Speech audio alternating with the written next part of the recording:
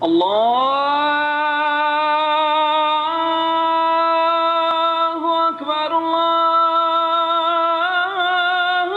أكبر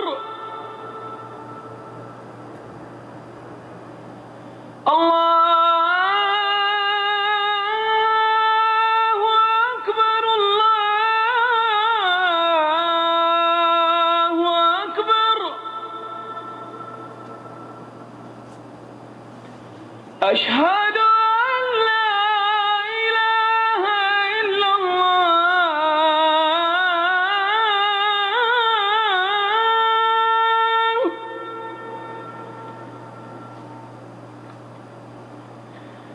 أشهد أن لا إله إلا الله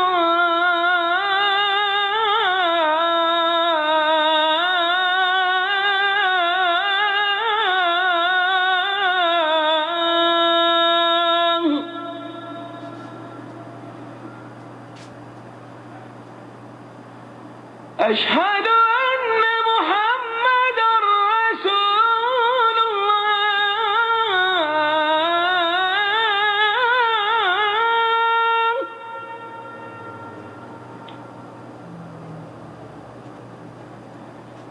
أشهد أن محمدًا رسول الله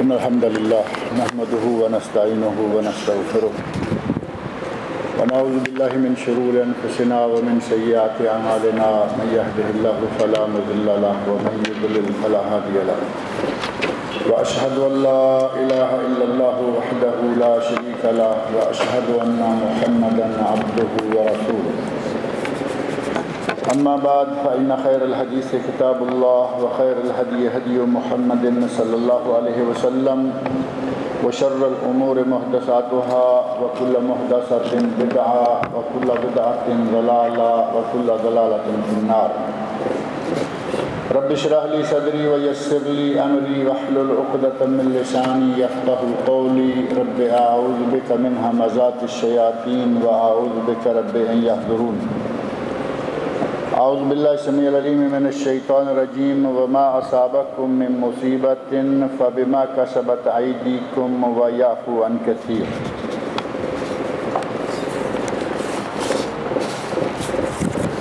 سورہ شورى کی یہ آیت نمبر 30 ہے جو میں نے آپ کے سامنے پڑھی ہے، اور اسی موضوع کو اللہ رب العزت نے قرآن کریم سورہ روم آیت 41 میں بھی بیان فرمایا ہے، جہاں اللہ تعالیٰ نے ارشاد فرمایا ہے ظاہر الفساد فی البر والبحر بما کسبت ایدی الناس، اور دونوں آیات کا مفہوم تقریباً ایک ہی ہے کہ بر و بحر میں اس دنیا میں جہاں کہیں بھی کوئی فساد، جہاں کہیں بھی کوئی چیز پیدا ہوتی ہے، اس کا سبب دراصل ہمارے اپنے کرتوت ہوتے ہیں۔ ظاہر الفساد فی البر والبحر بما کسبت ایدی الناس، اور اللہ نے فرمایا وَیَعْفُو عَن کثیر، اگر ہمارے کرتوتوں پر اللہ رب العزت یہ جو مختلف قسم کی بیماریاں، وبائیں، طوفان، سیلاب اور مختلف قسم کے امور رونما ہوتے رہتے ہیں، اگر ہمارے ہر کرتوت کے نتیجہ میں یا ہمارے کرتوتوں کے نتیجہ میں موقع بموقع یہ ہوتا ہی رہے تو یہ سلسلہ بہت ہی زیادہ ہو جائے۔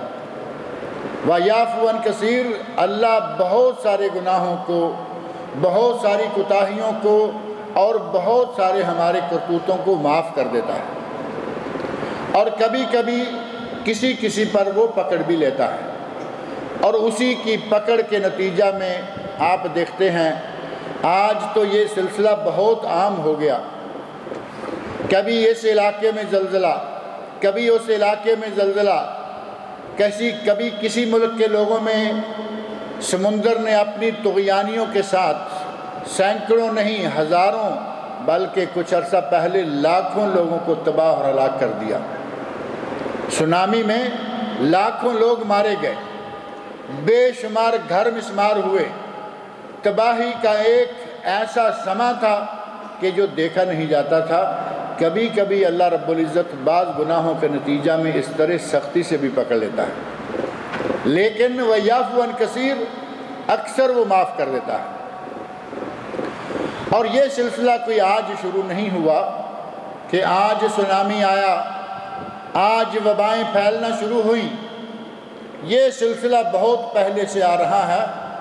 حضرت موسیٰ علیہ السلام کی قوم بڑی معزز، بڑی مکرم، اللہ نے ان کے بڑے ناز دیکھے، انہوں نے پکا پکایا کھانا مانگا، اللہ نے پکا پکایا کھانا بھیج دیا۔ یہ تو آپ کے علم میں ہے کہ اللہ نے بنی اسرائیل کے لیے من و سلوہ، بہترین پکا پکایا گوشت، جس میں بعض علماء نے لکھا کہ بٹیرے کا گوشت، اور گوشت جو ویسے ہی تمام کھانوں کا سردار شمار ہوتا ہے، اللہ رب العزت نے ان کے لیے گوشت اور یقیناً ان کے لیے سویٹ ڈش کا حصہ بھی ہوگا، اللہ نے پکا پکایا تیار کھانا آسمان سے نازل کر دیا۔ اتنی پیاری قوم موسیٰ علیہ السلام کی قوم، اللہ نے ان کو اتنے اعزازات سے نوازا، لیکن جب وہ اپنے کرتوتوں سے باز نہ آئے تو اللہ رب العزت نے 1 2 نہیں بلکہ 9 قرآن کریم میں 9 آیات اللہ نے 9 قسم کے عذابوں میں ان کو مبتلا کیا، جن میں سے سب سے پہلا عذاب طوفان، اللہ رب العزت نے ان کو طوفانوں سے دوچار کر دیا۔ اور طوفان آپ سمجھتے ہیں کہ طوفان بحری ہو سونامی جیسا، یا طوفان بری ہو ہوائی ہو، بڑی بڑی چیزوں کو وہ جڑوں سے اکھاڑ کر لے جاتا ہے، بڑے بڑے پرانے درختوں کو، بڑے بڑے مضبوط گھروں کو، ان کی چھتوں کو۔ اور کچھ عرصہ پہلے آپ کو یاد ہوگا کہ زوردار یہ ہوائی طوفان آیا، اور دبئی میں کاروں کا شو روم، ایک گلاداری کار شو روم کے نام سے بڑا معروف ہے اور بہت بڑا ہے، وہاں سے ہوا نے کاریں تک اٹھا کر دور دور تک پھینک دی۔ آپ اندازہ کریں کہ اتنی بوجھل، اتنی ثقیل چیز کو اٹھا کر دور پھینک دیا۔ اور اتنے دور کی بات نہیں، ابھی 3 سال پہلے بارش ہوئی اور ساتھ ہوا آئی، مکہ مکرمہ میں مینا کے اندر پہاڑی کے اوپر، آپ نے وہ فوٹو دیکھا ہوگا، گاڑی GMC پہاڑی پر چڑھ گئی۔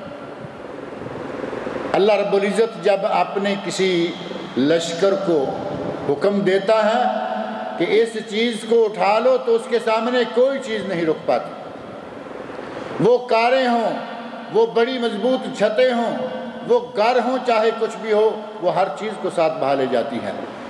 حضرت موسیٰ علیہ السلام کی قوم کے کرتوتوں کے نتیجہ میں اللہ نے ان پر طوفان بھیجا اور انہیں اس عذاب میں مبتلا کر دیا کہ وہ جو بھی برتن کھولتے ہیں اندر مینڈک نکل آتا ہے۔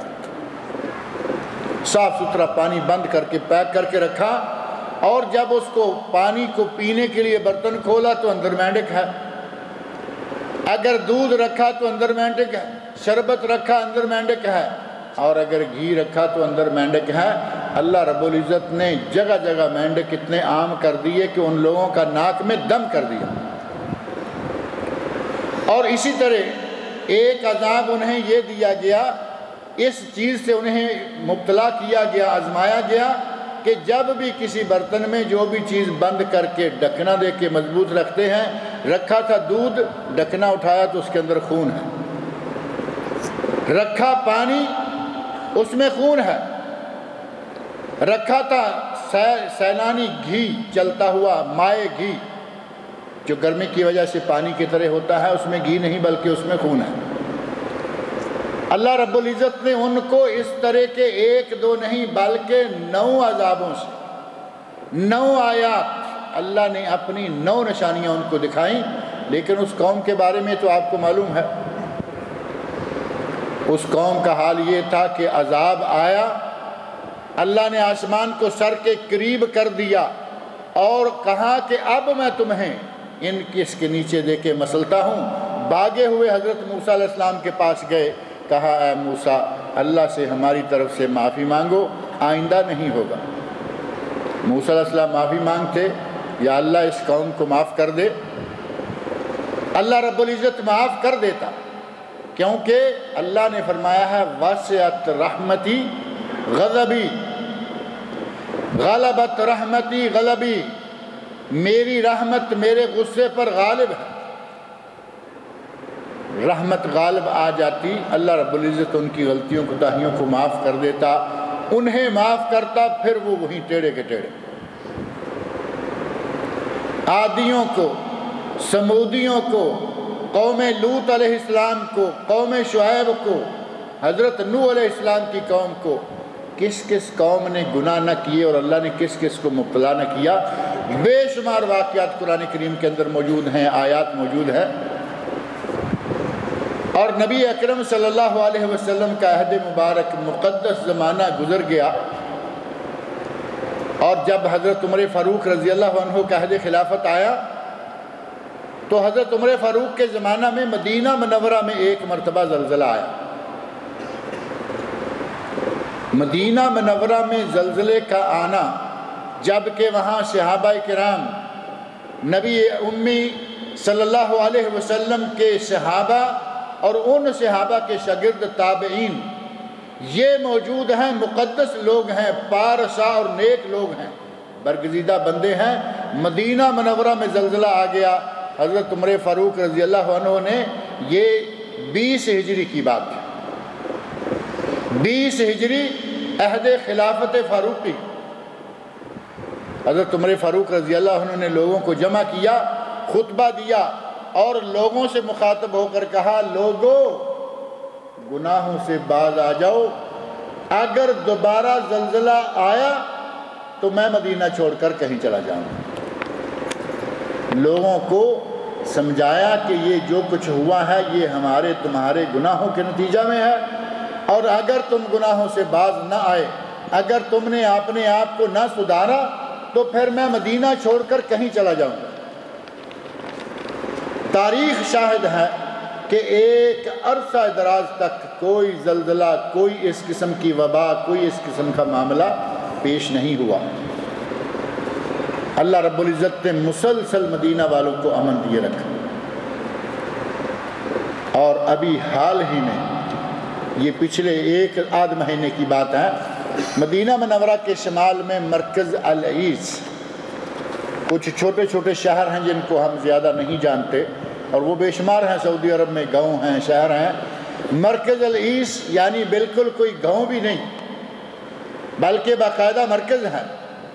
مرکز العیس میں اب 1-2 مہینہ قبل، ایک دن کے لیے نہیں، ایک جھٹکا نہیں بلکہ مہینہ بھر کے دوران موقع بموقع جھٹکے آ رہے۔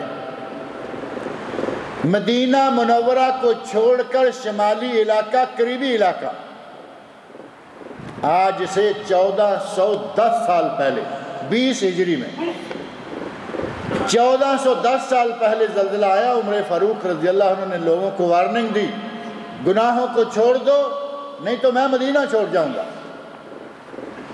اللہ رب العزت نے ان لوگوں کو ہدایت دی تھی، دیے رکھی، عرصہ دراز تک یہ علاقے محفوظ رہے، اور اب حال ہی میں مدینہ منورہ کے شمال میں یہ سلسلہ شروع ہے اور چل رہا۔ پہلی بات تو یہ کہ اگر کبھی ایسا ہو تو کیا کرنا چاہیے۔ نبی اکرم صلی اللہ علیہ وسلم نے ایک مرتبہ ارشاد فرمایا، مدینہ منورہ میں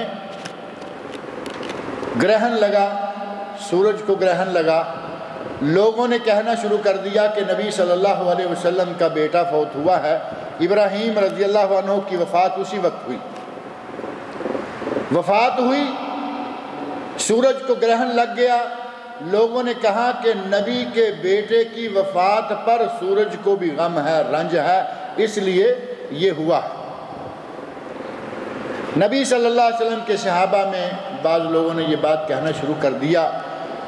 جب بات آپ تک پہنچی تو آپ نے لوگوں کو اکٹھے کیا، خطبہ ارشاد فرمایا اور فرمایا ان الشمس، صحیح بخاری اور صحیح مسلم میں، ان الشمس والقمر آیتان من آیات اللہ لا ينخسفان لموت احد ولا لحیاتہ، یہ سورج اور چاند اللہ کی نشانیاں ہیں، یہ کسی کے مرنے یا کسی کے پیدا ہونے سے نہیں گہناتی۔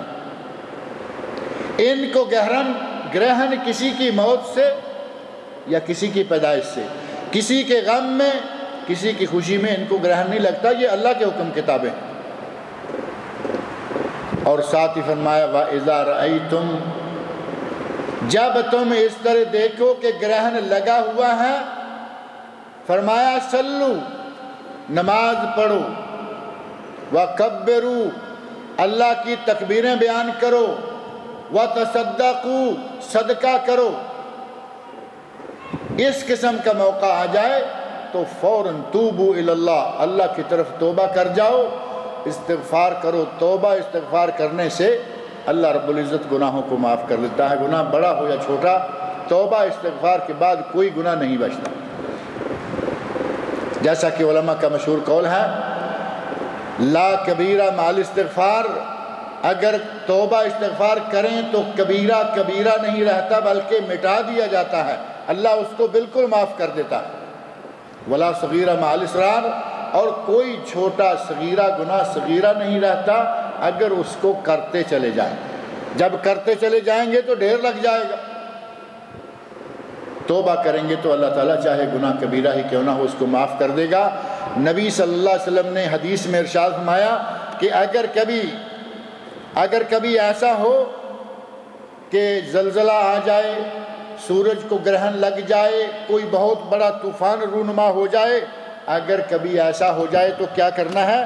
نبی صلی اللہ علیہ وسلم نے فرمایا کہ نماز پڑھو اور اللہ کی طرف رجوع کرو، اور ساتھ ہی نبی اکرم صلی اللہ علیہ وسلم نے ارشاد فرمایا فدع اللہ، اللہ سے دعائیں مانگو۔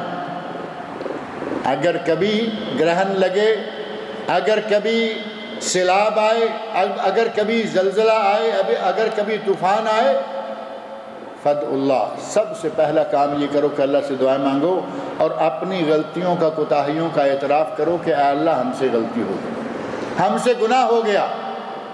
غلطیوں، کوتاہیوں، گناہوں کا اعتراف کر کے اللہ سے معافی مانگو، اللہ تعالیٰ غفور رحیم ہے، وہ معاف کر دے گا۔ اور پھر فرمایا تکبیریں کرو، اللہ کی تکبیریں بیان کرو، اللہ اکبر اللہ اکبر اللہ اکبر، یہ بکثرت کرو کہ اے اللہ تو پوری کائنات میں سے سب سے بڑا، پوری کائنات سے سب سے بڑا خالق اور مالک تو ہے، سب سے بڑا تو ہے، تجھ سے بڑا کوئی نہیں۔ اعتراف کرو کہ اے اللہ ہم تیرے مقابلے میں کچھ نہیں، دنیا کی کوئی طاقت تیرے مقابلے میں کوئی حیثیت نہیں رکھتی۔ اپنے آپ کی کمزوری اور ضعف کا، اللہ کے کبر، اللہ کی بڑائی کا اعتراف کرو، اور ساتھ فرمایا وصلو، نماز پڑھو، وتصدقوا، اور صدقہ کرو۔ اور اسی حدیث کی بعض روایت میں، صحیح بخاری و مسلم کی روایت میں ہے، فرمایا یخوف اللہ بہما عبادہ، اللہ اس قسم کے واقعات رونما کر کے اپنے بندوں کو ڈراتا ہے۔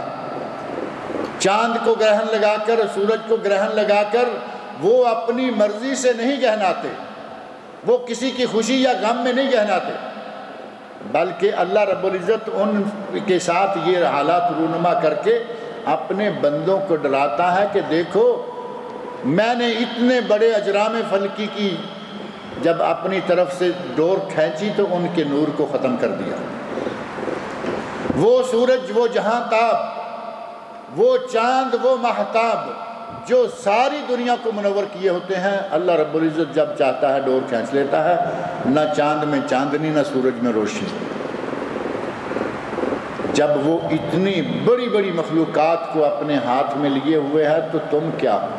اللہ رب العزت یہ بتانا چاہتا ہے یخوف اللہ بہما عبادہ، اللہ ان چیزوں کے ساتھ اپنے بندوں کو ڈراتا۔ اگر ایسا موقع آ جائے تو ہمیں کیا کرنا ہے؟ یہ 3-4 کام۔ پہلا کام یہ کہ دعائیں مانگو، توبہ استغفار کرو۔ دوسرا یہ کہ نماز پڑھو، اللہ کی تکبیریں بیان کرو، اور ساتھ ہی اللہ سے معافیاں مانگتے ہوئے صدقہ کرو۔ اللہ نے مال و دولت دے رکھا ہے تو اس کو خرچ کرو، اور صدقہ کر کے اللہ سے دعائیں مانگو کہ یا اللہ ہمیں معاف کر۔ اور ساتھ ہی گرہن کی شکل میں نبی اکرم صلی اللہ علیہ وسلم نے صلاۃ الخسوف یہ نمازیں پڑھی، چاند کے لیے صلاۃ الخسوف، سورج کے لیے صلاۃ الکسوف، یا دونوں میں سے گرہن کی نماز۔ اور وہ گرہن کی نماز کس طرح ہے؟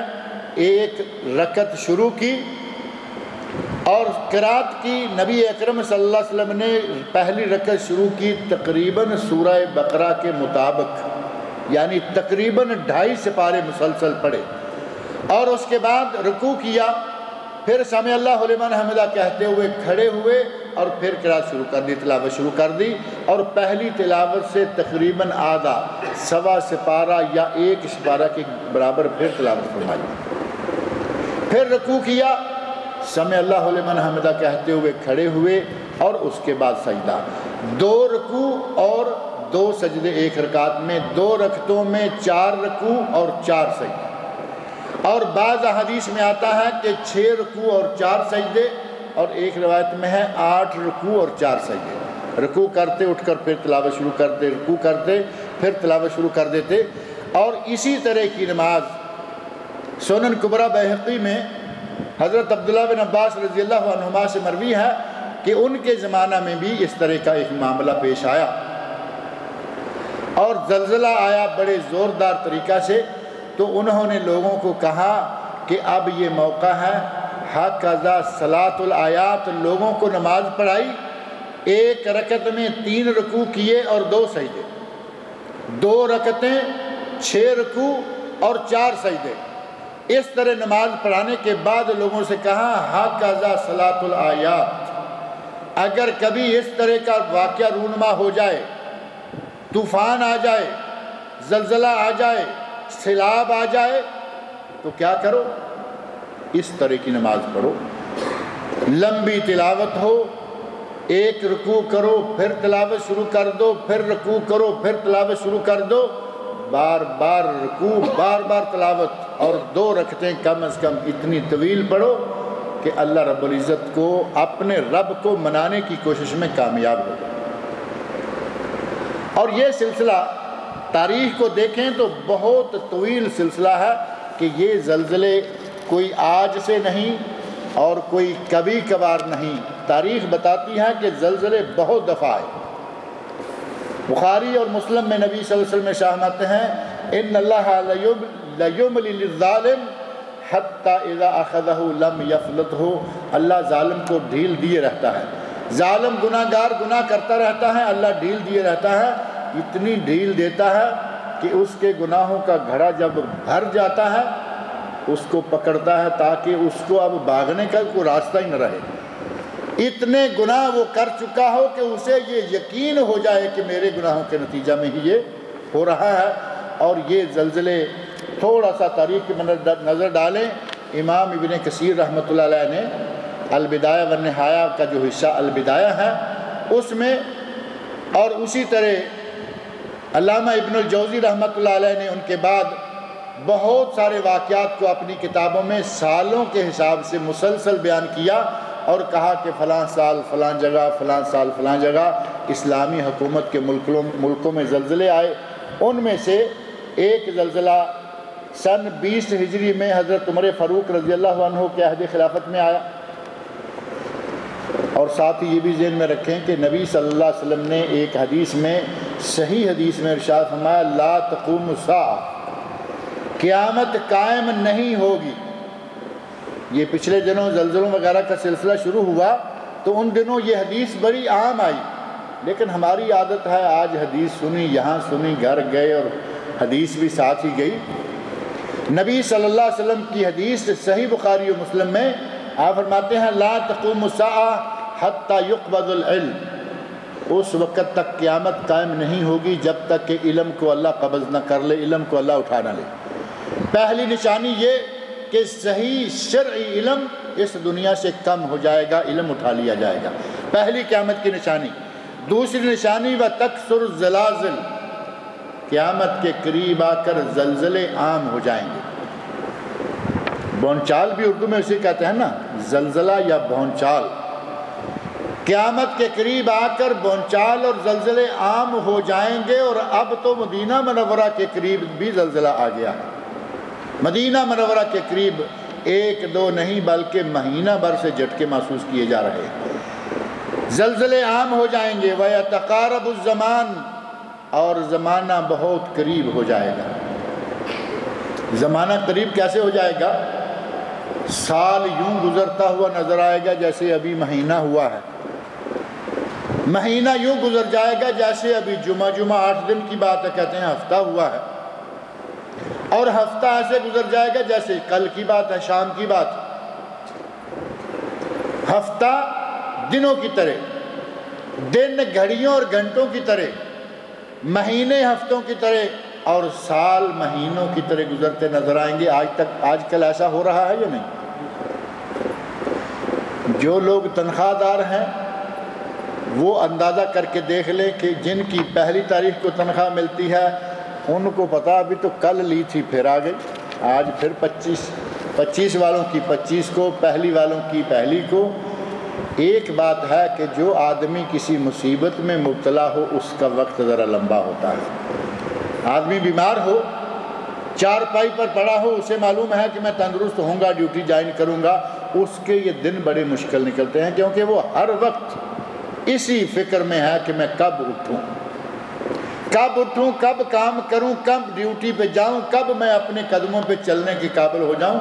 اس کو وقت لمبا لگتا ہے، لیکن تندرست و توانا آدمی، کل مہینہ گزرا، اب پھر مہینہ آ گیا، کل یہ کام کیا تھا، آج پھر موقع آ گیا، مہینہ سال بڑی تیزی کے ساتھ۔ نبی صلی اللہ علیہ وسلم ارشاد فرماتے ہیں قیامت کی نشانی یہ ہے وَيَتَقَارَبُ الزَّمَانُ، زمانہ قریب ہو جائے گا، یوں لگے گا کہ جیسے ابھی کل کی بات ہے اور 10-20 سال نکل چکے ہوں۔ آپ کئی ایک واقعات ہیں ہماری تاریخ میں، ہماری اپنی زندگی میں، ان کو دیکھیں معلوم کر کے لگتا ہے کہ کل کی بات، لیکن اس بات کو طویل عرصہ گزر گیا۔ ابھی پاکستان انڈیا کے الگ ہوئے کتنا عرصہ ہوا ہے؟ ابھی لگتا ہے کہ کل تک ہندوستان پاکستان ایک ملک تھا اور 2 ملک ہوئے، کب؟ 47۔ اب گنتی کرو کہاں تک بات آ گئی۔ اور بنگلہ دیش اور پاکستان کو 2 الگ الگ آزاد ملک ہوئے 71 میں۔ اب وہ گنتی دیکھو 71 سے لے کر آج تک وہ کتنا، اور بالکل یوں لگتا ہے کہ کل تک یہ بنگلہ دیش پاکستان مشرقی اور مغربی پاکستان تھی۔ اسی طرح آپ اپنی زندگی میں مختلف کسی بھی واقعہ کو سامنے رکھ کے دیکھیں، یوں لگتا ہے کہ کل کی بات ہے۔ اللہ تعالیٰ نے جب زمانے کو اتنا قریب کر دیا تو سمجھیں کہ اب قیامت بہت ہی قریب آ گئی ہے۔ وَتَظْهَرُ الْفِتَنُ، اور دنیا میں فتنے بکثرت رونما ہونا شروع ہو جائیں گے، اور وہ آپ دیکھ رہے ہیں قدم قدم پر روز بروز نئے سے نیا کوئی نہ کوئی فتنہ سامنے آتا ہی رہتے ہیں۔ کبھی فیشن کا فتنہ، کبھی فلاں فتنہ، کبھی فلاں فتنہ، فتنوں کی کثرت ہو جائے گی۔ وَيَكْثُرُ الْحَرَجُ وَهُوَ الْقَتْلُ، قتل عام ہو جائے گا، حرج مرج عام ہو جائے گا۔ اور آج آپ دیکھ رہے ہیں قتل کی وارداتیں۔ سعودی عرب کو اللہ رب العزت نے امن و امان کی دولت سے نوازا ہوا ہے، یہاں قتل و غارت کبھی کبھار، لیکن ہمارے ملکوں میں، پاکستان میں، انڈیا میں، ادھر ادھر روز بروز 1-2 نہیں بلکہ روزانہ کئی جگہوں پر قتل، اور وہ قتل جو اخباروں میں آ گئے، جن کا اخباروں میں ذکر نہیں آیا، پتہ نہیں کتنے قتل ہوتے۔ ایک زمانہ تھا ہم سنا کرتے تھے، اپنے بچپن کے زمانے میں ہم سنتے تھے کہ آج لال رنگ کی اندھیری آئی ہے، آندھی آئے تو جس طرف سے آندھی اٹھتی اس طرف سے اگر رنگ لال ہوتا تو کہتے کہ آج دنیا میں کہیں نہ کہیں قتل ہوا۔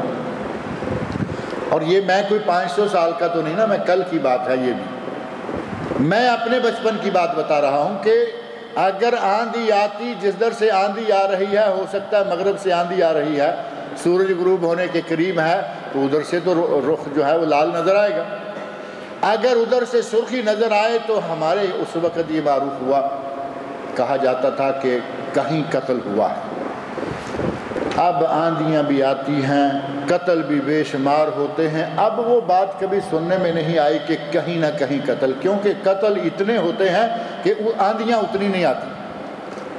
اب قتل عام ہو گئے۔ نبی صلی اللہ علیہ وسلم نے قیامت کی جو جو نشانیاں بتائی ہیں، بڑی نشانیاں، چھوٹی نشانیاں، ان میں سے اکثر پوری ہو چکی ہیں۔ اگر رہتی ہیں تو ایک آدھ جو بڑی بڑی نشانیاں ہیں، حضرت عیسیٰ علیہ السلام کا نزول، حضرت امام مہدی کا ظہور اور سورج کا مغرب سے طلوع ہونا، یہ موٹی موٹی نشانیاں کچھ رہتی ہیں، وہ پتہ نہیں کس وقت آ جائیں گی اور معاملہ جو ہے وہ ٹھپ ہو جائے گا۔ نبی اکرم صلی اللہ علیہ وسلم فرمایا کہ جب زلزلے عام آ جائیں تو سمجھو کہ قیامت قریب آ گئی۔ زلزلے قیامت کے قریب آنے کی نشانیوں میں سے ایک نشانی ہے۔ موٹی سی نظر ڈالیں تاریخ اسلام پر کہ زلزلے کہاں کہاں، کب کب اور کتنے کتنے بڑے آئے۔ سن 233 ہجری دمشق میں، سوریہ کا جو آج کل دارالسلطنت ہے، کیپٹل ہے ڈمسکس جس کو انگلش میں کہا جا رہا ہے، 233 ہجری میں دمشق میں زلزلہ آیا، اور اس زلزلے کے نتیجہ میں تمام کے تمام لوگ، پورے کا پورا شہر برباد ہو گیا، صرف ایک آدمی بچا۔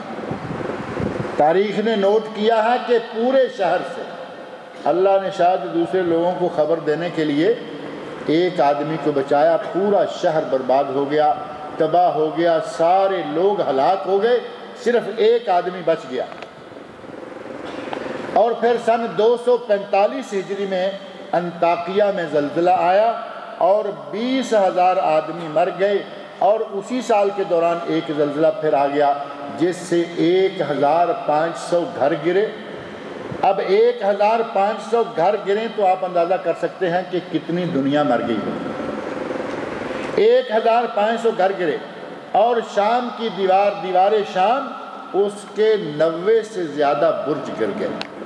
زلزلے کی شدت اتنی تھی کہ وہ جو دیوار ہے محض چوڑائی سے، جیسے دیوار چین ہے یا دیوار فلاں ہے، بڑی بڑی مضبوط دیواریں، اس دیوار کے بھی 90 برج جو ہیں وہ گر گئے۔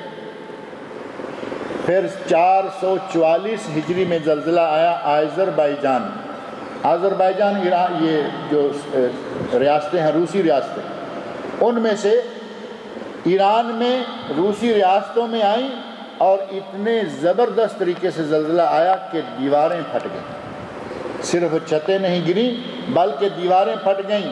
اور ایک شخص کا ذکر کیا گیا ہے کہ جس کی شہادت بڑی قوی ہے، وہ کہتا ہے کہ میں ایک دربار میں بیٹھا ہوا تھا، اتنے زور کا زلزلہ آیا کہ چھت کے دونوں حصوں کو پھاڑ کر دائیں اور بائیں کر کے اللہ رب العزت کی قدرت سے چھت پھٹی، درمیان سے آسمان نظر آنے لگا، اور چھت کو اللہ رب العزت نے دوبارہ واپس جوڑ دیا، ملا دیا۔ اتنا زوردار زلزلہ 444 میں، اور پھر 460 میں فلسطین میں زلزلہ آیا جس میں 15,000 آدمی مارے گئے، اور وہاں بھی اسی طرح کا واقعہ پیش آیا جیسا کہ آذربائیجان میں آیا۔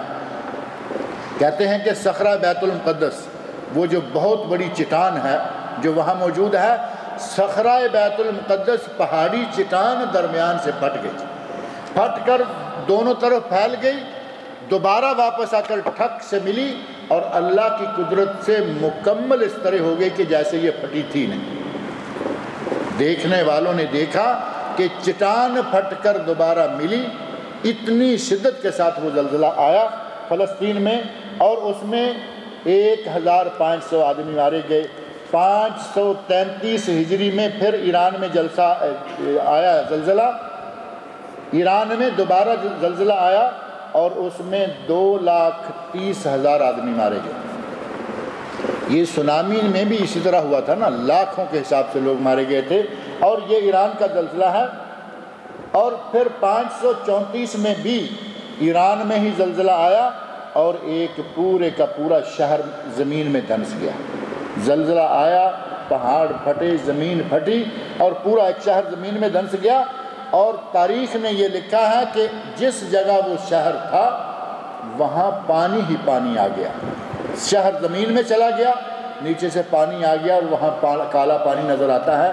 اور وہ لوگ جو اس شہر کے تجارت کرنے کے لیے باہر گئے ہوئے تھے، واپس آ کے اپنا شہر تلاش کرتے ہیں، شہر نہیں ملتا، قبر تلاش کرتے ہیں، قبر نہیں ملتی، ساری دنیا کو اللہ نے اس علاقے کو زمین میں غرق کر دیا۔ جس طرح کہ حضرت لوط علیہ السلام کی بستی سدوم کو اللہ نے آسمان کی طرف اٹھا کر زمین پہ پلٹا کر پھینک کر اوپر پتھروں کی بارش کی، اسی طرح کا انداز یہاں ہوا کہ پورے شہر کو زمین میں دنسا دیا اور وہاں مٹی کی بجائے باقی پانی یعنی سمندر بنا دیا۔ اور سن 552 میں شام میں دوبارہ شام کے 13 علاقوں میں، ملک شام جو بڑا مقدس علاقہ شمار ہوتا ہے، نبی صلی اللہ علیہ وسلم کی احادیث میں بڑی فضیلتیں آئیں شام کی، شام میں 13 علاقوں میں زلزلہ آیا اور بڑے زوردار طریقے سے زلزلہ آیا۔ کئی علاقے مکمل طور پر تباہ ہو گئے اور کئی علاقے جزوی طور پر تباہ ہوئے۔ اور اسی طرح ہی آج کل وباؤں کا سلسلہ بھی عام ہو چکا ہے۔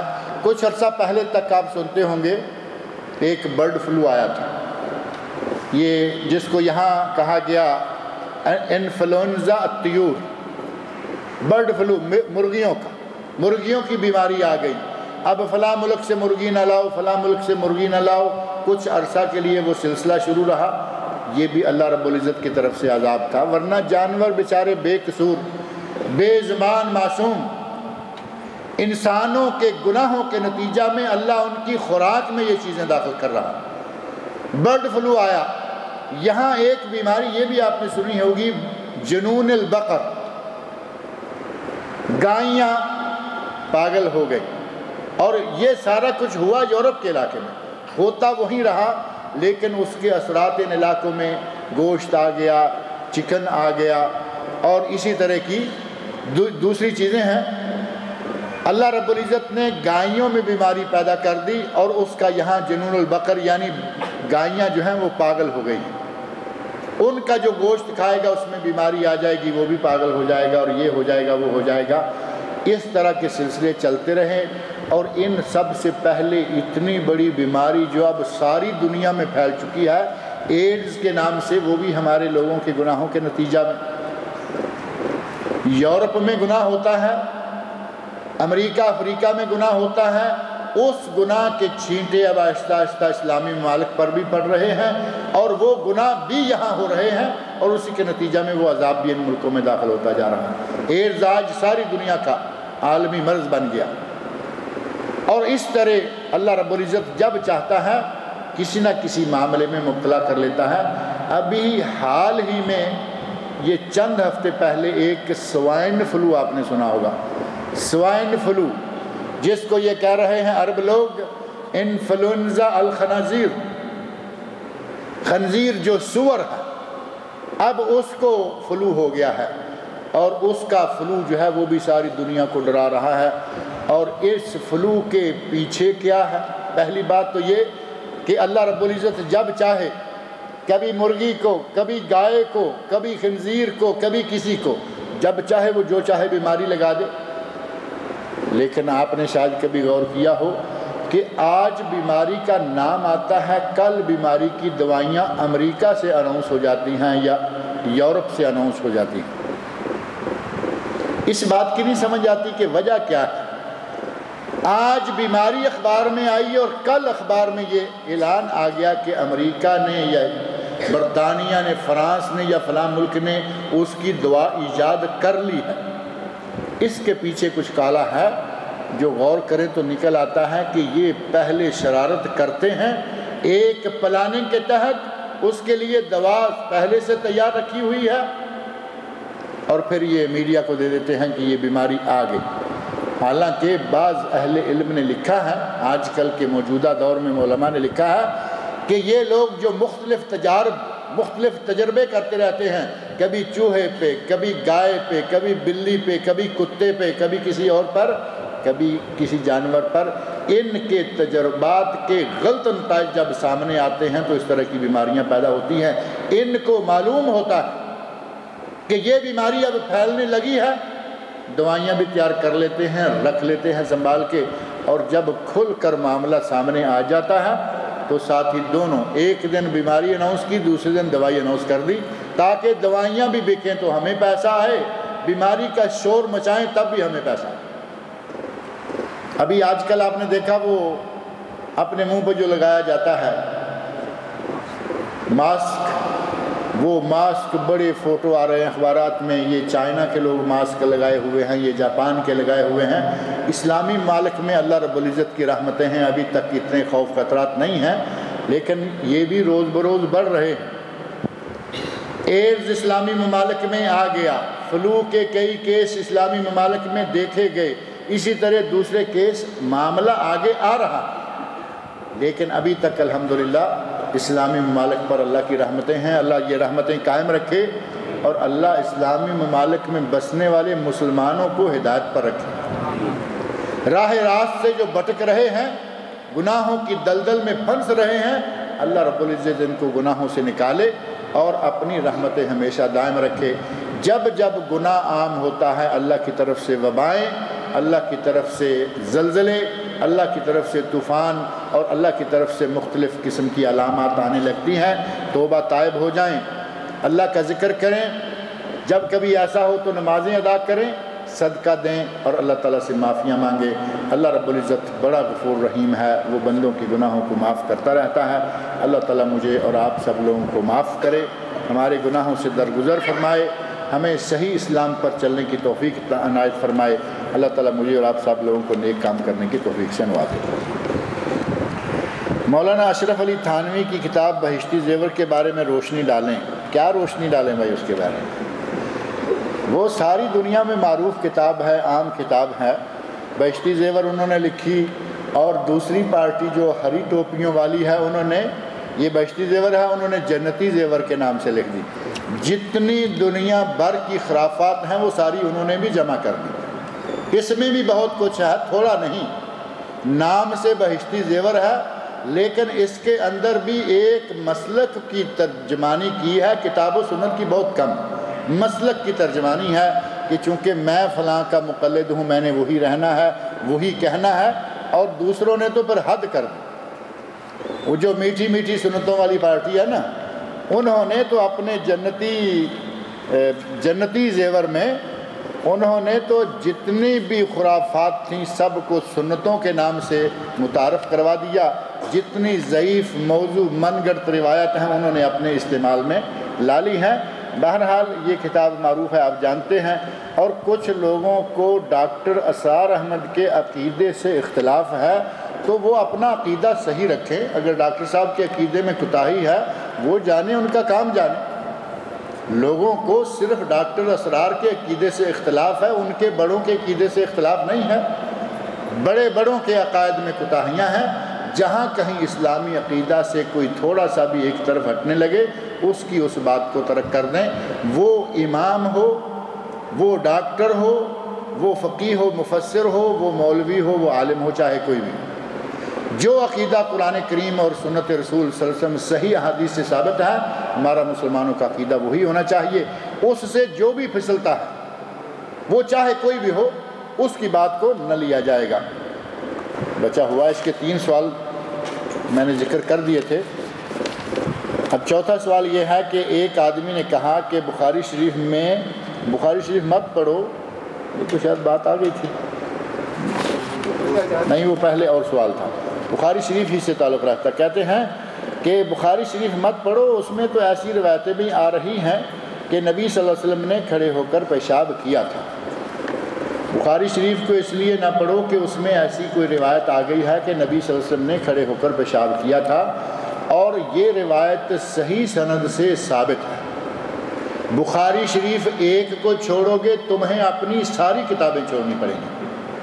تمہاری کتابوں میں بھی یہ ثبوت مل جائے گا کہ نبی صلی اللہ علیہ وسلم نے کسی عذر کے تحت کبھی کسی موقع پر ایک مرتبہ کھڑے ہو کر پیشاب کیا تھا، اور یہ عذر کے موقع ہیں، اس میں کوئی ایسی بات نہیں۔ کبھی کسی نے کہا کہ یہ سنت ہے کھڑے ہو کر پیشاب کرنا؟ ابھی میں پچھلے جمعہ میں یہ باتیں ذکر کر رہا تھا کہ ہمارے معاشرے میں کچھ ایسی باتیں آ گئی ہیں، پچھلے جمعہ میں رات کے درس میں یہ بات تھی کہ کھڑے ہو کر پیشاب کرنا جس سے پاؤں پہ چھینٹے آئیں، کپڑوں پہ چھینٹے آئیں، یہ عذاب قبر کے ذرائع میں سے ایک ذریعہ ہے۔ نبی صلی اللہ علیہ وسلم نے 2 قبروں کے پاس سے گزرتے ہوئے کہا کہ ان قبروں والوں کو عذاب ہو رہا ہے۔ آپ کی سواری بد کی، آپ نے اس سے اندازہ کیا کہ قبروں والوں کو عذاب ہو رہا ہے، نبی تھے، اللہ رب العزت کی طرف سے اللہ رب العزت جب چاہتا کسی قبر کا حال بیان کر دیتا، بتا دیتا۔ فرمایا کہ ان 2 قبروں والوں کو عذاب ہو رہا ہے، انہما لا یعذبان وما یعذبان فی کبیر ولکنہ کبیر، عذاب ہو رہا ہے لیکن کسی بڑے کبیرہ گناہ کے سلسلہ میں نہیں، لیکن حقیقت یہ ہے کہ وہ کبیرہ گناہ ہی ہے۔ ان میں سے ایک اما احدہما فکان لا یستنزہ من البول، ایک آدمی پیشاب کے چھینٹوں سے پرہیز نہیں کرتا تھا، ایک میں ہے لا یستتر من البول، معنی ایک ہے۔ واما الاخر فکان یمشی بالنمیمہ، دوسرا چلتے پھرتے چغلیاں اور غیبتیں کرتا تھا۔ عذاب قبر کا ذریعہ 2 کاموں میں سے ایک کام یہ بھی ہے کہ آدمی پیشاب کے چھینٹوں سے پرہیز نہ کرے۔ نبی اکرم صلی اللہ علیہ وسلم کی سنت نہیں تھی لیکن عذر کے موقع پر ایسا کیا گیا۔ نبی صلی اللہ علیہ وسلم کی سنت نہیں تھی کہ آپ بیٹھ کر نمازیں پڑھیں، لیکن ایک بیماری کے موقع پر نبی صلی اللہ علیہ وسلم نے بیٹھ کر جماعت کروائی، اور یہ مرض الموت بھی نہیں۔ مرض الموت میں تو آپ ابوبکر صدیق رضی اللہ عنہ کے پاس آ کے بیٹھ گئے، آپ ابوبکر کے امام اور ابوبکر پورے قوم کے امام، یہ وہ موقع نہیں۔ اس سے پہلے ایک مرتبہ آپ سواری سے گر گئے، آپ کو چوٹ لگی اور آپ کھڑے ہو نہیں سکتے تھے، آپ نے بیٹھ کر جماعت کروائی۔ کیا یہ سنت ہے بیٹھ کر؟ نہیں، عذر کے موقع پر ایسا جائز ہے۔ آپ اگر اس طرح کریں گے کہ بخاری میں تمہارے مسلک کے خلاف فلاں حدیث بھی ہے، تو پھر میرا بھائی یہاں سے بہت ساری حدیثیں ملیں گی، پھر بخاری کو چھوڑو، آپ کے مسلک میں تو کچھ باتیں ایسی بھی آ جائیں گی جو قرآن کے بھی خلاف ہیں۔ پھر کہاں جاؤ گے؟ کہہ دو کہ قرآن کو پڑھنا بھی چھوڑ دو، کیونکہ اس میں تو وہاں جا کے وہ بات بھی آئے گی۔ اس طرح اگر کتابوں کو چھوڑیں گے کہ ہمارے مسلک کے خلاف ہے، پڑھنا بھی چھوڑو، لوگوں کو پڑھنے سے بھی روکو، تو دین تو ویسے ہی 1/4 حصہ کچھ لوگ لیے پڑھ رہے ہیں۔ اب اگر اس طرح کی خاص بخاری اور مسلم جیسی کتابیں چھوڑ دیں گے پڑھنا، تو پھر دین کا تھوڑا سا حصہ ہی باقی بچ جائے گا۔ اللہ تعالیٰ ان لوگوں کو ہدایت دے۔ مذہبی تعصب میں آ کر یہ قرآن و سنت سے بھی لوگوں کو دور کیے چلے جا رہے ہیں۔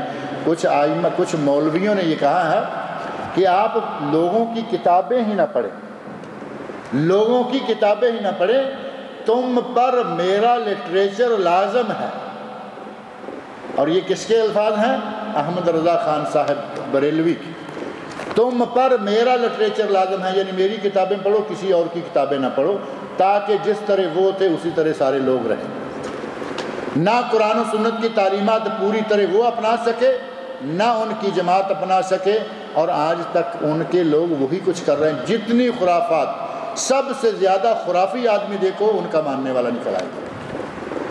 تو یہی ہوگا جب میں کہوں گا کہ صرف میری مانو، قرآن سنت جو کسی نے جو بھی لکھا ہے اس کو نہیں، صرف میری مانو، تو جو میری کوتاہیاں ہوں گی وہ ساری آپ کے اندر آ جائیں گی۔ جو صحیح ہے، جو قرآن و سنت سے ثابت ہے وہ مانو، وہ چاہے کوئی بھی کہے، اور قرآن و سنت کے خلاف آئے اس کو نہ مانو، چاہے کوئی بھی کہے، اپنا باپ ہو، اپنا استاد ہو، اپنا امام ہی کیوں نہ ہو۔ کیا قرآن کریم میں بھینس کا ذکر ہے؟ قرآن کریم میں بھینس کا ذکر نہیں ملتا۔ قرآن کریم میں گائے کا ذکر ہے، اور گائے بھینس کو ایک حکم میں عموماً لیا گیا، فقہا نے لیا، لیکن قرآن میں جاموس کا ذکر نہیں ہے۔ بقرہ پوری صورت ہے، سورۃ البقرہ جو سورہ فاتحہ کے بعد سب سے بڑی صورت ہے، وہ اس میں گائے کا نام ہے، اور جاموس کہا جاتا ہے بھینس کو۔ بھینس کا نام جو ہے وہ قرآن کریم میں نہیں آیا، لیکن اس کا حکم عموماً گائے کا حکم بیان کیا گیا ہے۔ ایک سفر میں 2 یا زیادہ عمرے کر سکتے ہیں یا نہیں؟ ایک سفر میں نبی صلی اللہ علیہ وسلم 4 ذوالحج کو مدینہ منورہ سے مکہ مکرمہ پہنچے۔ یہ سن لیں، 4 ذوالحج کو مکہ مکرمہ پہنچے۔ سفر کتنا کیا؟ 450 کلومیٹر، 300 میل، اور اونٹوں پہ اور پیدل سفر۔ آج امریکہ سے، افریقہ سے، دنیا کے پار سے آدمی پہلے آ جاتا ہے، اس وقت مدینہ سے آنے سے اس سے بھی زیادہ وقت لگا، کیونکہ جہاز نہیں تھے، وہی صحرائی جہاز تھا، اونٹ تھا، اس پہ سفر کرتے ہوئے 2 3 4 دن کا سفر کر کے آپ نبی صلی اللہ علیہ وسلم اور صحابہ کرام 4 ذوالحج کو مکہ مکرمہ پہنچے اور 13 ذوالحج تک یا کچھ اس کے بعد آپ واپس روانہ ہوئے۔ اس سارے عرصہ میں نبی صلی اللہ علیہ وسلم نے ایک عمرہ کیا، صحابہ نے ایک عمرہ کیا۔ صحابہ کرام خلفائے راشدین جب بھی مدینہ منورہ سے آتے تو ایک عمرہ کرتے اور واپس چلے جاتے۔ ہمارے یہاں یہ جو بکثرت عمرہ کرنے کا سلسلہ شروع ہوا ہے یہ نبی صلی اللہ علیہ وسلم سے ثابت نہیں ہے، اب لوگ کرتے ہیں۔ اگر کسی معقول طریقہ سے ہو جائے تو بات الگ ہے۔ آدمی نے عمرہ کیا، مدینہ منورہ چلا گیا، 450 کلومیٹر باہر گیا، وہاں 2 دن 3 دن 4 دن یا اپنی شرط کے مطابق 8 دن رہا، جو کہتے ہیں کہ 40 نمازیں پوری کرنا ضروری ہیں، حالانکہ کوئی ضروری نہیں، مان لیا کہ یہ بھی شرط انہوں نے لگا رکھی ہے۔ 40 نمازیں پوری کر کے واپس لوٹا، 8 دن کے بعد واپس آیا مدینہ سے، تو مدینہ سے نکلتے ہوئے ذوالحلیفہ سے پھر عمرے کا احرام باندھ لیا۔ ایک معقول صورت ہے۔ مکہ میں عمرہ کیا، بال چھوٹے کروائے، کہا ذرا چھوٹے چھوٹے کرنا، میں نے پھر جانا ہے۔ مسجد عائشہ گیا 5-10 ریال دے کر، وہاں سے پھر نہایا، غسل کیا، دوبارہ احرام وہی باندھا یا نیا باندھا، پھر آ کے عمرہ کیا۔ باربر کے پاس جا کے کہتا ہے کہ ذرا بال تھوڑے کم کر دو، لیکن زیادہ نہیں، میں نے پھر جانا ہے۔ یہ جو پھر والے عمرے ہیں یہ نبی صلی اللہ علیہ وسلم سے، صحابہ اکرام سے، خلفائے سے ثابت نہیں ہے۔ حضرت عائشہ رضی اللہ عنہا کو نبی صلی اللہ علیہ وسلم نے بعد میں عمرہ کروایا، حج کے بعد انہیں عمرہ کروایا، لیکن اس کی وجہ یہ تھی کہ حضرت عائشہ رضی اللہ عنہا پہلا عمرہ نہیں کر سکی تھی۔ انہیں مکہ پہنچنے سے پہلے منتھلی مینسز شروع ہو گئے تھے، حیض شروع ہو گیا، وہ عمرہ نہیں کر پائیں۔ بعد میں رونے لگیں، یا رسول اللہ لوگ حج اور عمرہ کر کے جا رہے ہیں، میں اکیلا حج۔ آپ نے فرمایا اپنے بھائی کو ساتھ لو، عبد الرحمن کو لو، اور وہاں تنعیم میں جاؤ، وہاں سے حرام باندھو، آ کے عمرہ کر لو۔ عمرہ کر لیا۔ جس جگہ کا نام تنعیم تھا آج اس جگہ کا نام اس مسجد کی وجہ سے مسجد عائشہ ہے۔ گئے 10 ریال دیے، مسجد عائشہ سے حرام باندھا، پھر عمرہ کر لیا۔ یہ عمرہ بڑا اچھا عمل ہے، عمرہ بڑا اچھا عمل ہے، لیکن نبی صلی اللہ علیہ وسلم سے یہ انداز ثابت نہیں ہے۔ جیسے عموماً کہا جاتا ہے کہ قرآن کریم تو بہت تلاوت قرآن بڑا اچھا عمل ہے، اجر و ثواب ہے، لیکن اس کے طریقے جو ہم نے نکال رکھے ہیں، قبر پہ خیمہ لگایا، قاری بٹھا دیا، مہینہ بھر کے لیے قرآن پڑھے چلا جا رہا ہے۔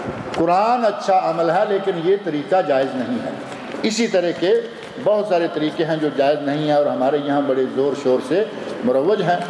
جن کے والدین فوت ہو چکے ہیں اللہ تعالیٰ ان سب کے والدین کی بخشش فرمائے، اور جن کے والدین زندہ ہیں اللہ ان کو شفا دے، عقیدہ توحید عطا فرمائے، اور اللہ رب العزت ان کے والدین کو ان کے لیے باعث رحمت بنائے رکھے۔ والدین بہت بڑی نعمت ہے، اور یہ وہ نعمت ہے جو چھن جائے تو اس کا کوئی نعم البدل بھی نہیں ہے۔ اولاد مل سکتی ہے، بیوی مل سکتی ہے، لیکن ماں باپ دوبارہ نہیں مل سکتے۔ اس لیے اس کی جس کے پاس ہیں، جن کے ماں باپ زندہ ہیں، وہ قدر کر لیں، کما لیں، اللہ کو راضی کر لیں، کیونکہ جنت ماں کے پاؤں کے نیچے ہے اور باپ جنت کا دروازہ ہے، جو چاہے سنبھال سکے سنبھال لے۔ دونوں جنت کے لیے ہمارے لیے ذریعہ ہے۔ حق مہر کیا ہوتا ہے؟ حق مہر جب لڑکی سے شادی کی جاتی ہے تو اس کو کچھ رقم دی جاتی ہے، اس کا نام حق مہر ہے۔ جو ایک صاحب نے بڑا غم و غصے کا اظہار کیا ہوا ہے، اور وہ رقم کہتے ہیں کہ عمر گزر گئی، 1430 سال بیت گئے ہیں۔ لگے تو دونوں سوالوں کو جمع کر لیتے ہیں۔ کہتے ہیں کہ 1430 سال گزر گئے، ابھی تک 27 روپے 50 پیسے جو ہے حق مہر آ رہا ہے۔ اب ان کو یا تو لکھنے میں کچھ گڑبڑ ہو گئی ہے۔ حق مہر کتنا مشہور ہے؟ 32.25 روپے، 27.50 نہیں۔ پاکستان انڈیا کے مولویوں نے 32.25 روپے پکایا ہوا ہے، اور کچھ لوگ اس کو کہتے ہیں حق مہر محمدی۔ یہ نعوذ باللہ حضرت محمد صلی اللہ علیہ وسلم، نبی صلی اللہ علیہ وسلم کا مقرر کردہ ہے۔ آپ نے کوئی حق مہر مقرر نہیں کیا۔ حسب استطاعت جو شوہر ہے، دولہا ہے، لڑکا ہے، وہ چاہے لاکھوں دے، اور نہیں دے سکتا تو نبی صلی اللہ علیہ وسلم نے ولو بخاتم حدید، ولو بخاتم من حدید، چاہے لوہے کی انگوٹھی ہی کیوں نہ لے آؤ، لیکن کچھ نہ کچھ لے آؤ۔ اور لوہے کی انگوٹھی بھی نہیں ملی تو فرمایا قرآن یاد ہے۔ قرآن کی کچھ صورتوں کے عوض اپنی بیوی کو یہ صورتیں سکھا دینا تمہارا یہی حق مہر ہے، نہیں ہے تو یہ بھی حق مہر ہے تو لاکھوں دیجئے۔ یہ 32.25 روپے نبی صلی اللہ علیہ وسلم نے مقرر نہیں کیے۔ ان کا غصہ یہ ہے کہ لوگوں کے پاس پیسہ بہت آ گیا ہے تو یہ آج تک 27 روپے 50 پیسے یا 32.25 ہی کیوں ہے۔ اور حضرت عمر رضی اللہ عنہ نے مہر فکس کرنے کی کوشش کی، عورتوں نے چیلنج کیا کہ یہ عورت کا حق ہے، جتنے میں وہ راضی ہو، خلیفہ وقت کو کوئی حق نہیں پہنچتا کہ مہر کم کرے۔ بہرحال حضرت عمر فاروق رضی اللہ عنہ نے مقرر کرنا چاہا اور نہیں ہوا، نبی صلی اللہ علیہ وسلم نے مقرر نہیں کیا، اور یہ مولویوں نے ہمت کر لی، انہوں نے مقرر کر دیا 32.25۔ آپ دیکھیں پرانے نکاح نامے اٹھا کر، سب میں آپ کو 32.25 ہی نظر آئے گا۔ تو پہلے بڑے بڑوں کو جن سے نبی صلی اللہ علیہ وسلم کے ارشاد کے مطابق شیطان بھی ڈرتا تھا، عمر فاروق نے حق مہر مقرر نہ کیا۔ جو پورے انبیاء کے امام ہیں انہوں نے مقرر نہ کیا، اور ہمارے امام مسجدوں نے مقرر کر لیا۔ 27 روپے 50 پیسے یا 1000 روپے لے لیجئے، عورت کی توہین نہیں ہے، یہ خیر توہین والی بات تو نہیں ہے، عورت کی یہ قیمت نہیں ہوتی، پہلی بات یہ ذہن میں رکھیں۔ بعض لوگ سمجھتے ہیں کہ شاید 27 روپے نہیں 27,000 ہو جائے گا، تو کیا عورت کی قیمت 27,000 ہے؟ عورت انمول ہیرا ہے، انمول ہیرا، انمول دولت۔ نبی صلی اللہ علیہ وسلم فرمایا الدنیا کلھا متاع وخیر متاع الدنیا المرأۃ الصالحہ، دنیا مال و متاع ہے، ساری دنیا کا سب سے قیمتی خزانہ عورت ہے۔ پھر آپ کے 27,000 یا 1,00,000 وہ قیمت نہیں ہے، یہ ایک اللہ رب العزت کی طرف سے عورت کا اکرام ہے، عورت کی عزت افزائی ہے، اس کی صرف حوصلہ افزائی کہ جس عورت نے اپنی عصمت کو سنبھالا ہوا ہے، یہ شوہر وہ اس مہر عصمت کو کھولنے کا حقدار ہوا۔ عورت کی تھوڑی سی دلجوئی ہے، یہ عورت کی قیمت نہیں ہے، یہ اس غلط انداز کو اختیار نہ کیا جائے۔ جو یہ پیسے دیتے ہیں یہ توہین نہیں ہے، عورت کا تو یہ ایک ہفتے کا خرچہ نہیں بنتا، اور 32.25 روپے آج تو ایک ہفتے کا کیا، یہ تو 5 منٹ کا خرچہ نہیں بنتا، 5 منٹ سے پہلے ناشتہ ختم ہو جاتا ہے، اور آج کل 32 روپے کا ناشتہ نہیں آتا۔ ایسے قاضی کیوں نہیں بتاتے کہ اتنے کم پیسے اسلام میں نہیں ہیں، جبکہ خطبہ پڑھ کر اور اس قلیل مہر کے عوض لڑکی کو لڑکے کے سپرد کر دیتا ہے، لڑکی کو لڑکے کے عوض اس حق مہر کے عوض سپرد کرتا ہے۔ سنت کے مطابق کرے تو تھوڑے پیسے بھی چلیں گے، زیادہ بھی چلیں گے، لیکن یہ انداز کے 32 32 والا، اس پہ جو ان کا غصہ ہے وہ ٹھیک ہے۔ بہرحال انہوں نے اپنا حق مہر بتا دیا ہے کہ 1978 میں میرا حق مہر سونے کی 6 چوڑیاں تھا، یہ انہوں نے اچھا حق مہر باندھا تھا ماشاءاللہ، اس وقت کھاتے پیتے ہوں گے، اور بڑی اچھی بات، حسب استطاعت حق مہر باندھنا چاہیے۔ اب آپ کے پاس 78 میں 6 چوڑیوں کے برابر طاقت تھی، آپ نے باندھ لیا ادھار لے کے۔ اب اگر کوئی حق مہر دیتا ہے، شادی کے بعد ادھار مانگنے والے آ جاتے ہیں، اور اس کے پاس حق مہر نہیں، تو رات کو لڑائی ہوگی یا نہیں؟ کہے گا تیرے حق مہر، دن کو تو کام کاج میں گھومتا پھر رہا ہے، رات کو اکٹھے ہوئے، بات شروع ہو گئی، تیرے ساتھ شادی کرنے کے لیے حق مہر لیا تھا، یہ دیکھو وہ مجھے کاٹ کاٹ کے کھا رہے ہیں، میں اب کیا کروں؟ قرضہ لے کر شادی کرے گا تو ادھار مانگنے والوں کی باتوں کے نتیجہ میں میاں بیوی میں ناچاکی پیدا ہو جائے گی۔ لہٰذا یہ نہ کریں کہ آپ نے ایسے کیا تو لوگوں کو بھی آپ پابند کر دیں، بہتر ہے کہ حسب استطاعت زیادہ سے زیادہ جتنی توفیق و حق مہر باندھیں، اور وہ دیں بھی، دینے کی نیت سے۔ کئی لوگ کہتے ہیں کہ باندھ لو جتنا باندھنا ہے، ہم نے کون سا دینا ہے۔ ایسے دلہا میاں موجود ہیں، ان کے ماں باپ شاطر قسم کے موجود ہیں، بارات کا موقع یا نکاح کا موقع آیا، دیکھا کہ 2-4 لوگ سن رہے ہیں حق مہر اتنا باندھنا ہے، تو کہتے ہیں کہ ٹھیک ہے جتنا مرضی باندھ دو، تو دل میں یہ چھپائے ہوئے ہوتے ہیں کہ ہم نے کون سا دینا ہے۔ اس وقت تو وہی 10-500 پکڑاتے ہیں، اور باقی لکھا ہوا ہے کہ ہم نے کون سا دینا ہے۔ اور اس طرح کی بد نیتی کے ساتھ نکاح کریں گے تو نکاح کے اندر برکتیں کہاں سے آئیں گی؟ بہرحال حق مہر ضروری ہے، تھوڑا ہو زیادہ ہو حسب توفیق ہو۔ اور معجل غیر معجل کی شرعی حیثیت کیا ہے؟ وہ یہی میں جو ذکر کر رہا ہوں، جو کیش دے دیا یہ معجل عین کے ساتھ، میم عین جیم لام معجل یعنی فوری، اور اگر لکھ دیا کہ کبھی دیں گے زبانی کلامی یا لکھ دیا تو وہ ہوتا ہے میم واو کے اوپر حمزہ جیم لام معجل یعنی بعد میں، یہ کبھی دوسرے موقع پر بیلنس لکھ دیا گیا، یہ ہے معجل اور غیر معجل۔ اور ولی نے حق مہر مقرر کر دیا لیکن خامد نے ادا نہیں کیا تو بیوی کیا کرے؟ یعنی شرعی حق مہر کیا ہے؟ حق مہر وصولنے تک قریب آئے یا نہ آئے، عورت قریب آنے دے یا لڑائی کرے، سارے آپشن موجود ہیں اس پرچی میں، وہاں نہیں، اس پرچی میں سارے آپشن موجود ہیں۔ لڑائی کرے، قریب آنے دے، نہ آنے دے، حق مہر مقرر ہو گیا۔ جو معجل ہے، جو بیلنس ہے، وہ عموماً لکھا ہوتا ہے کہ جب لڑکی مانگے گی اس کو دے دیا جائے گا، یا سال میں، ہمارے کورٹ میں یہاں لکھا جاتا ہے کہ سال کے بعد یا مہینے کے بعد یا عند طلب، جب عورت طلب کر لے گی اس کو دے دیا جائے گا، یا عند الوفات اور عند الفراق، طلاق اگر ہو جائے کسی کی خدا نخواستہ اس وقت، یا شوہر مر جائے تو اس کے وراثت نامہ سے یہ دیا جائے گا، یہ شکل ہوتی ہے۔ اور یہ کہ لڑکی قریب نہ آنے دے کہ جب تک حق مہر پورا نہ کرو، جب لکھا ہوا ہے بعد میں دیں گے، بعد میں وقت طے ہے مہینہ کے بعد دیں گے، تو یہ معاملہ نہیں ہونا چاہیے اور لڑکی کو لڑائی نہیں کرنی چاہیے۔ اچھے طریقے سے رہیں، آپ کا حق ہے، لیکن آپ لے سکتی ہیں جب طے ہو جائے، جب لینے کے لیے وقت مقررہ ہو جائے۔ اب یہ سوالات کافی بچ گئے ہیں اور 1:15 ہمارا ہو گیا ہے۔